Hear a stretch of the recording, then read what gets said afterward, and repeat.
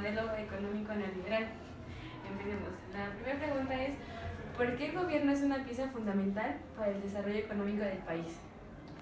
Bueno, es curioso que en una entrevista donde se va a hablar del neoliberalismo, se inicia con una pregunta de esta manera, ¿no? ¿Por qué el gobierno es importante para el desarrollo económico del país?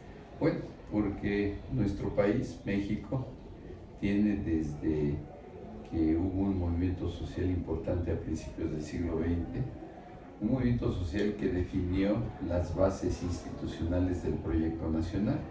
Es decir, la Revolución Mexicana significó el punto de partida para que, como acuerdo social, se tomara la Constitución mexicana como el fundamento del proyecto de desarrollo nacional. Y nuestra Constitución expresa la voluntad y los resultados de ese movimiento que costó mucho, como país nos costó mucho, pero arribó en un modelo de desarrollo nacional que tiene en el Estado y por lo tanto en los gobiernos. Los gobiernos son la parte operativa del Estado. El Estado en realidad es el poder social, es el poder de la sociedad. Y entonces en el proyecto nacional el Estado es el responsable de la conducción del desarrollo nacional en todos los campos, ¿no? En el campo político, en el campo económico, en el campo cultural, el Estado, pero entender el Estado como la nación, por eso es importante. Los gobiernos han sido importantes porque tienen que hacer efectivo ese proyecto nacional.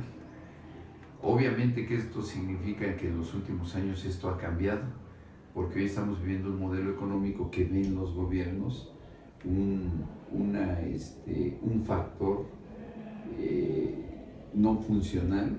Tenemos hoy un modelo que cree en el mercado con una racionalidad económica, no solamente racionalidad económica autónoma, efectiva, potente, suprasocial, y al gobierno, y por lo tanto el Estado lo ve como una técnica, pero además ineficiente y estorbosa a una racionalidad de mercado.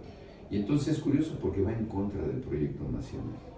Pero desde el gobierno de Miguel de la Madrid a la fecha, pues esa ha sido la visión con este nuevo modelo. El factor gobierno se convierte en un factor ineficiente y por lo tanto prescindible. O sea, que no considera que tengan los conocimientos necesarios para meterse sobre el desarrollo económico del país, o siempre el gobierno. El gobierno sigue siendo, en términos constitucionales, el responsable de la conducción del proyecto nacional, ¿sí? Así lo establece el acuerdo social que derivó de la revolución. Sin embargo, ese acuerdo social ha sido reformado varias veces. Artículos importantes, por ejemplo el artículo 27 constitucional que permitió ya el reparto en algún momento agrario, pues simple y sencillamente ha habido contrarreformas que han modificado eso. La cuestión laboral en México, la parte laboral ha sido despedazada según el asunto laboral. Tenía prerrogativas, tenía derechos, tenía toda una protección institucional. Eso ha sido despedazado por esta concepción o por esta visión que plantea que el mercado es una fuerza racional automática y por lo tanto pues hay que destruir todo lo que le estorbe como racionalidad, y los gobiernos estorban, ¿no? Entonces se han destruido sindicatos, se ha modificado la legislación laboral y todo esto es en detrimento del derecho de los trabajadores. Por esa razón, ¿no? Más que falta de conocimiento del gobierno, el gobierno es visto en la lógica que hoy vivimos, la lógica neoliberal. El gobierno es visto como una entidad ineficiente y como una técnica ineficiente. Esa técnica hay que hacerla a un lado para darle paso a una racionalidad que ni siquiera es técnica, es superior a una racionalidad de dejar hacer, dejar pasar. Entonces, no es falta de capacidad, sino se le ha limitado en su accionar. No es falta de conocimiento tampoco. La segunda pregunta sería, ¿considera que el modelo neoliberal actualmente implementado en México sigue siendo una alternativa positiva para el desarrollo económico? Si nos ajustamos a los resultados, no, es exactamente lo contrario.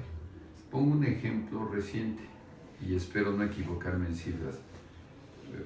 Por ejemplo, en el año 2012, estoy hablando del tiempo reciente, estamos en el 17, y en el 2012 pues ya pasó cierto tiempo de Miguel de la Madrid a la fecha que inicia ese modelo para tener resultados, pero en el año 2012 en nuestro país hay del orden de, me parece que son 43.5 millones de mexicanos en un nivel de salario de subsistencia.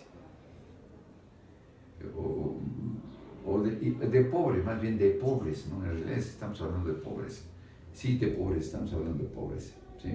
Entonces, pero 2 años después, según los indicadores oficiales, en 2014, esos 43 millones se van a 45.7.